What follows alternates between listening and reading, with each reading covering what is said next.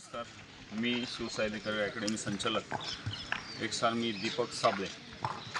आपण पाहत आहे तिथे जो आमदार साहेबांनी मागच्या पोलीस भरतीच्या अगोदर इथं एवढ्या मेहनतीने हा मातीचा ट्रॅक आपल्या अकोले तालुक्यातील मुलांसाठी बनवून दिलेला आहे। तर त्या मुलांच्या ह्या ट्रॅकवर पावसाळ्यामध्ये बाकीचे जे नागरिक असतील किंवा स्कूलला येणारे विद्यार्थी सोडण्यासाठी जे पालकवर्ग असेल त्यांनी आपल्या ह्या ट्रॅकवर गाड्या घालू नये, कारण जवळजवळ 500-600 विद्यार्थी या तालुक्यामधून पोलीस भरती असेल, प्रत्येक डिफेन्स क्षेत्रातले विद्यार्थी असतील तर त्याची तयारी करतात आणि आपल्याकडे या ट्रॅक सोडता बाकी कुठेही प्रॅक्टिस करण्यासाठी जागा नाही।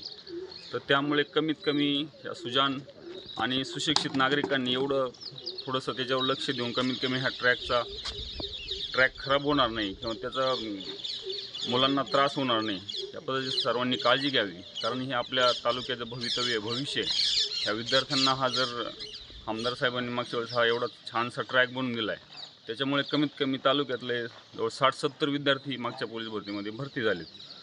तर इथून पुढे कमीत कमी जे पालकवर्ग असतील विद्यार्थ्यांना सोडण्यासाठी त्यांनी थोडंसं त्या पद्धतीने जबाबदारीने कमीत कमी आपल्या विद्यार्थ्यांना आपल्या तालुक्यातल्या भविष्यासाठी साथ द्यावी आणि ह्या ट्रॅकचा गाड्या घालून किंवा बाकीच्या पद्धतीने त्या ट्रॅकला खराब करू नये ही मी त्यांना विनंती करतो आपल्या माध्यमातून, आणि आपल्या मुलांना आपल्या तालुक्यातल्या सर्व भविष्याला थोडंसं साथ द्यावी हीच मी त्याबद्दल एक विनंती करतो।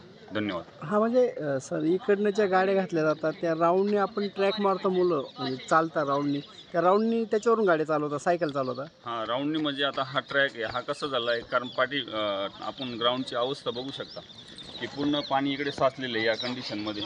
तर लोकांना काय होतं की ह्या साईडला चांगला रस्ता दिसतोय तर त्या पद्धतीने ते काय करताय की त्या ट्रॅकचा वापर करतात, पण हा ट्रॅक तो गाड्यांसाठी नसून तो आपल्याला कमीत कमी त्या मुलांना रनिंगसाठी ट्रॅक दिलेला आहे आपण। तर त्याचा वापर कमीत कमी आपण वॉकिंग पॉईंट करू शकता किंवा रनिंगसाठी मुलांना करू शकता, पण तो गाड्या घालण्यासाठी हा ट्रॅक नाही आहे। त्याच्यामुळे कमीत कमी हा समोरचा जो परफेक्ट स्कूल आहे तर यामधून गाड्या सरळ त्या मार्गे तिथं घेतल्या तरी चालेल, कारण काल पण बघितलं परफेक्टच्या काय बसेस आहेत त्या बसेसवाल्यांनी त्या ट्रॅकवर गाड्या घातलेल्या आहेत। कमीत कमी या साईडला जागा आहे तर ह्या साईडला उभी करून विद्यार्थी त्या साईडला जाऊ शकतात, अशी मी त्या परफेक्टच्या शाळेच्या स्कूल बस मॅनेजमेंटला मी विनंती करतो की त्यांनी पण थोडं सहकार्य करावं आणि त्या साईडला ट्रॅक खराब करू नका, कारण अकोला तालुक्यातले कमीत कमी 500-600 विद्यार्थींचं भविष्य या ट्रॅकवर अवलंबून आहे।